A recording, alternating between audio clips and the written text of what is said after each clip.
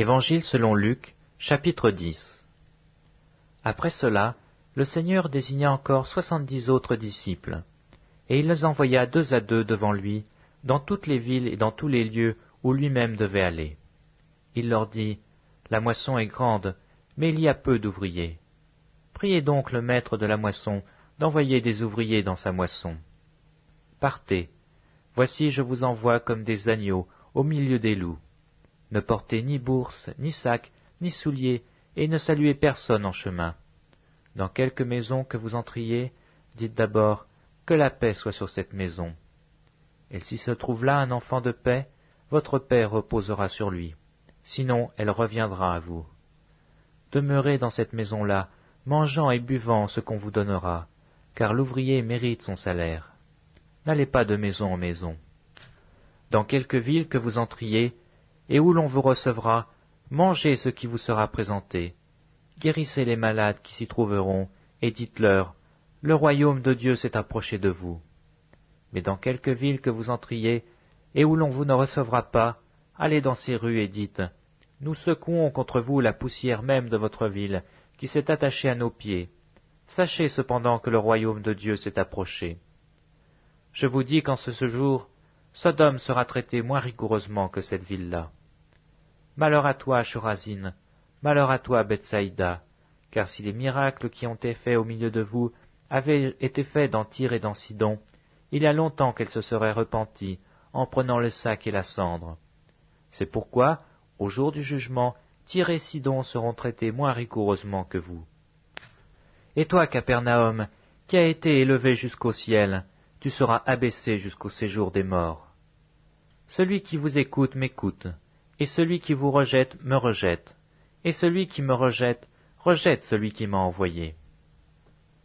Les 70 revinrent avec joie, disant, « Seigneur, les démons même nous ont soumis en ton nom. » Jésus leur dit, « Je voyais Satan tomber du ciel comme un éclair.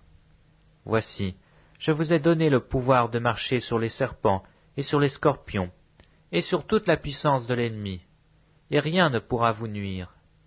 Cependant, ne vous réjouissez pas de ce que les esprits vous sont soumis, mais réjouissez-vous de ce que vos noms soient écrits dans les cieux. » En ce moment même, Jésus tressaillit de joie par le Saint-Esprit, et il dit, « Je te loue, Père, Seigneur du ciel et de la terre, de ce que tu as caché ces choses aux sages et aux intelligents, et de ce que tu les as révélées aux enfants.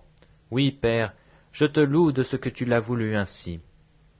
Toutes choses m'ont été données par mon Père, et personne ne connaît qui est le Fils, si ce n'est le Père, ni qui est le Père, si ce n'est le Fils, et celui à qui le Fils veut le révéler. » En se tournant vers les disciples, il leur dit en particulier, « Heureux les yeux qui voient ce que vous voyez, car je vous dis que beaucoup de prophètes et de rois ont désiré voir ce que vous voyez, et ne l'ont pas vu, entendre ce que vous entendez, et ne l'ont pas entendu. » Un docteur de la loi se leva et dit à Jésus pour l'éprouver, « Maître, que dois-je faire pour hériter la vie éternelle ?» Jésus lui dit, « Qu'est-il écrit dans la loi? Qui lis-tu » Il répondit, « Tu aimeras le Seigneur ton Dieu de tout ton cœur, de toute ton âme, de toute ta force et de toute ta pensée, et ton prochain comme toi-même. » « Tu as bien répondu, lui dit Jésus, fais cela et tu vivras. » Mais lui, voulant se justifier, dit à Jésus, « Et qui est mon prochain ?»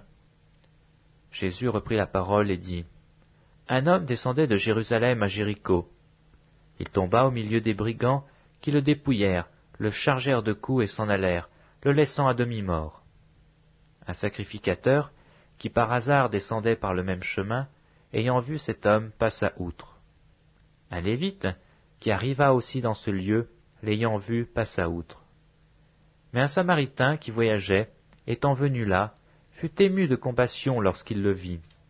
Il s'approcha et banda ses plaies, et en y versant de l'huile et du vin. Puis il le mit sur sa propre monture, le conduisit à une hôtellerie et prit soin de lui. Le lendemain, il tira 2 deniers, les donna à l'hôte et dit, « Aie soin de lui, et ce que tu dépenseras de plus, je te le rendrai à mon retour. » Lequel de ces 3 te semble avoir été le prochain de celui qui était tombé au milieu des brigands? C'est celui qui a exercé la miséricorde envers lui, répondit le docteur de la loi. Et Jésus lui dit, Va, et toi, fais de même. Comme Jésus était en chemin avec ses disciples, il entra dans un village, et une femme nommée Marthe le reçut dans sa maison. Elle avait une sœur nommée Marie, qui s'étant assise aux pieds du Seigneur, écoutait sa parole. Marthe, occupée à divers soins domestiques, survint et dit, « Seigneur, cela ne te fait-il rien que ma sœur me laisse seule pour servir? Dis-lui donc de m'aider. » Le Seigneur lui répondit, « Marthe, Marthe, tu t'inquiètes et tu t'agites pour beaucoup de choses. Une seule chose est nécessaire. Marie a choisi la bonne part, qui ne lui sera point ôtée. »